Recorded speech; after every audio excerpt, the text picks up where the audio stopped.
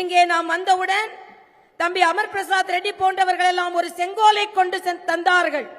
நான் ஏற்கனவே முதல் கூட்டத்தில் சொன்னேன், எந்த செங்கோலை அப்புறப்படுத்த வேண்டும் என்று திமுக, காங்கிரஸ், கம்யூனிஸ்ட் கட்சியை சார்ந்த தமிழர்கள் என்று சொல்லிக் கொள்கின்ற வெட்கக்கேடானவர்கள் பாராளுமன்றத்தில் தமிழகத்தின் அடையாளமாக இருந்த செங்கோலை அப்புறப்படுத்தப்பட வேண்டும் என்று சொன்னார்கள். ஆனால் நாம் ஒரு சபதம் ஏற்போம். எப்படி இங்கே செங்கோல் அளிக்கப்பட்டதோ தமிழகத்தில் வெற்றி பெற்று சட்டமன்றத்தில் அமரும் பொழுது அதே செங்கோல் தமிழக சட்டமன்றத்தை அலங்கரிக்கும். மரியாதைக்குரிய பாரத பிரதமர் மோடி அதை வந்து நிறுவுவார். சுதந்திர போராட்டத்தின் போது நம் சுதந்திர போராட்ட வீரர்கள் இந்தியா எமதே என்று அறிவித்தார்கள்.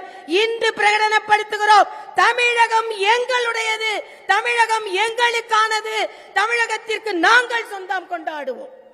உடனே கேட்பார்கள், கூட்டணி தானே, அரசியல் பங்கு இருக்கிறதா, ஆட்சியில் பங்கு இருக்கிறதா என்று ஒரு கேள்வியை உடனே குழப்பத்தில் வேண்டுமென்றே இப்படிப்பட்ட ஒரு கூட்டணி அமைந்து விட்டதே என்று நினைத்துக் கொண்டிருந்தவர்கள், பயந்து கொண்டிருந்தவர்கள் இப்படிப்பட்ட ஒரு கேள்வியை கேட்கிறார்கள். நான் சொல்கிறேன், அப்படி என்றால் பாரதிய ஜனதா கட்சி கூட்டணி ஆட்சி அமைக்கும் என்று உறுதியாக உங்களுக்கு தெரிகிறது அல்லவா? அதனால் தானே அந்த கேள்வியை நீங்கள் கேட்கிறீர்கள். நான் ஏற்கனவே சொன்னேன், குளத்தில் தாமரை வட்ட இலையோடு வளரும், தமிழகத்தில் தாமரை இரட்டை இலையோடு மலரும், தாமரை மலரும். அதுதான் நமக்கு முக்கியம். ஏனென்றால் இன்று நமது ஒரே குறிக்கோள் திராவிட முன்னேற்ற கழகம் அப்புறப்படுத்தப்பட வேண்டும். ஏன்? இங்கே பேசிய தலைவர்கள் பலவற்றை சொன்னார்கள். ஆனால் நான் சொல்கிறேன், ஒரு காரணத்திற்காக இந்த திராவிட முன்னேற்ற கழகம் அப்புறப்படுத்தப்பட வேண்டும். தெலுங்கானாவில் ஒரு இளம் மருத்துவர் நடு இரவில் பலாத்காரம் செய்யப்பட்டார்.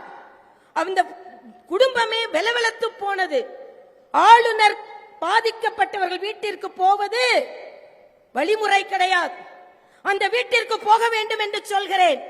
எனது பாதுகாப்பு அதிகாரிகள் சொல்கிறார்கள், இல்லை, நீங்கள் ஆளுநர் அங்கே போக முடியாது என்று சொல்கிறார்கள். இல்லை, பாதிக்கப்பட்டவர் ஒரு பெண், நான் ஒரு பெண் ஆளுநர், அவர்கள் வீட்டிற்கு போயே ஆவேன். முடிந்தால் பாதுகாப்பை கொடுங்கள், இல்லை என்றால் நான் செல்கிறேன் என்று சென்றேன்.